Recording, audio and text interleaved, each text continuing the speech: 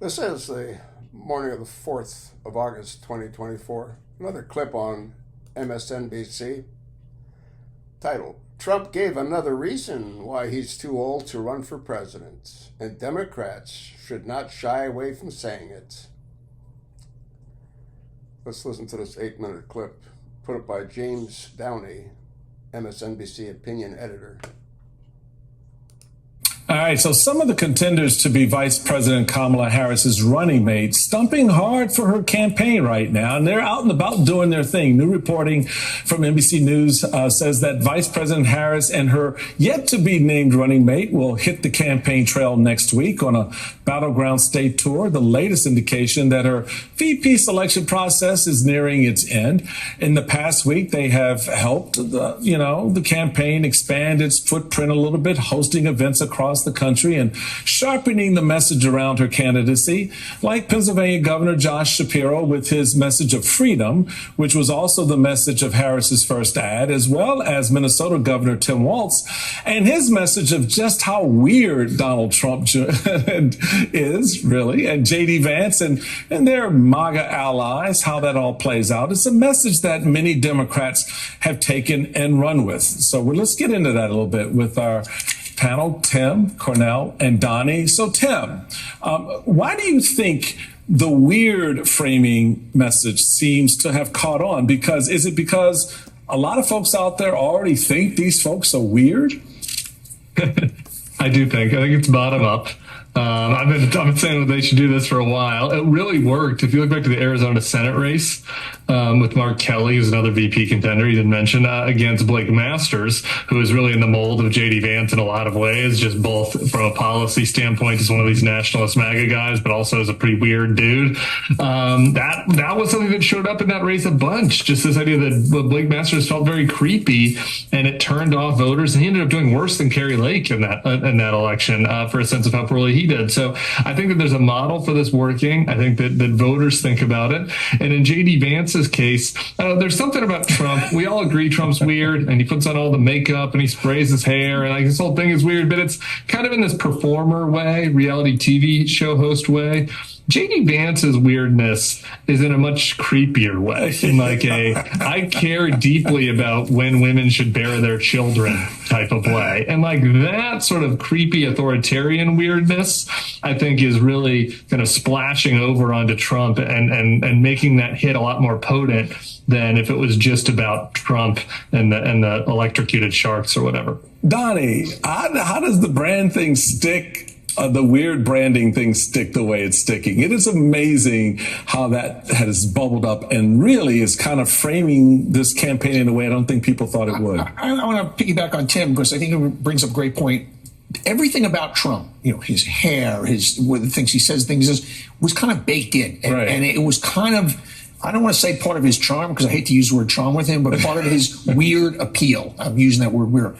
Vance took it to a different place. That cat lady comment is something that sticks. That's a weird, twisted, cruel thought that, he's not going to get past that. When you go after women who have either chosen not to have children or can't have children and say they're not part of us, you're over there. That goes into the cruel and weird, and like, where do you even come up with that? Like, that's just the thinking is so twisted. And I think the weird is a great word. I like it because it covers a lot of sins underneath. It does, doesn't it? It really does. And so I know Tim Walz has been hitting it a lot. I mean, you can show a mashup of showing 80 people saying weird. I don't think it's anything that's calculated. I think it just kind of comes out of people's mouths. Yeah, and that's what makes it effective. It really is an organic aspect. And I think that's one of the things, Cornell, about this campaign that is so rich is the organic nature of it and how this plays out, particularly now that you're moving into this space where she's going to make a vice presidential pick. They're going to be out campaigning together next week. I can ask the obvious question, who that will be. Who do you think that will be with her? But I also want to tag along to the point that Tim and Donnie are making, how that candidate can further that narrative, whether it's the weird aspect of the Trump-Vance campaign, how the voters are responding at this moment. It has a really interesting organic feel to it. It does. And, the best things, and I'm hey, look, some of my best friends are consultants, and I'm a consultant. But the best things about campaigns usually don't come from the consultants, right? It usually comes from. I've been trying to tell campaigns that for years, by the way, Cornell. Just Consultants make too much money. They don't want to hear too much money. Right. We should cut back on consultants after they pay me. So.